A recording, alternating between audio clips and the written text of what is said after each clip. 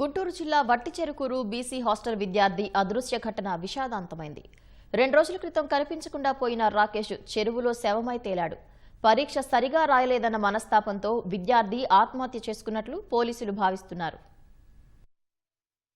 పల్నాడు జిల్లా మాచర్ల మండలం నాగులవరానికి చెందిన మండల రాకేష్ గుంటూరు జిల్లా వట్టిచెరుకూరులో 2 రోజుల క్రితం అదృశ్యమయ్యాడు.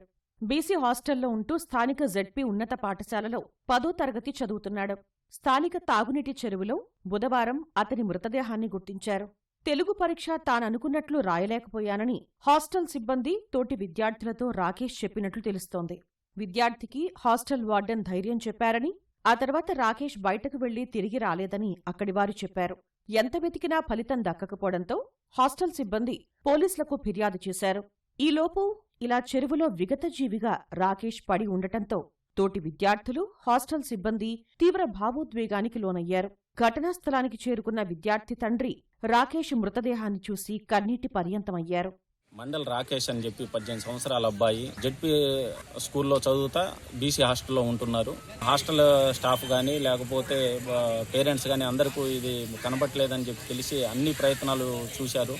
నిన్నటి రోజు మా వంతుగా కేసు రిజిస్టర్ చేసి సీసీ క్యామ్స్ అవన్నీ వెరిఫై చేయడం జరిగింది.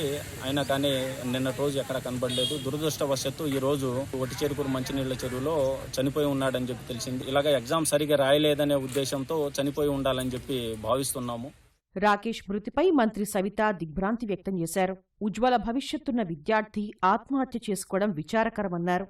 రాకేష్ మరణంపై నివేదిక ఇవ్వాలని అధికారులను ఆదేశించారు. ప్రత్తిపాడు ఎమ్మెల్యే బూర్ల రామాంజనేయులు విద్యార్థి తండ్రితో ఫోన్లో మాట్లాడారు. మంత్రి లోకేష్ దృష్టికి తీసుకువెళ్లి ఆదుకుంటామని హామీ ఇచ్చారు. కొద్దిగా గట్టిగా ఉండండి, దాని మీద నేను ఎమ్మెల్యే గారితో మాట్లాడతాను. లోకేష్ బాబు గారి దృష్టిలో కూడా పెడతాము.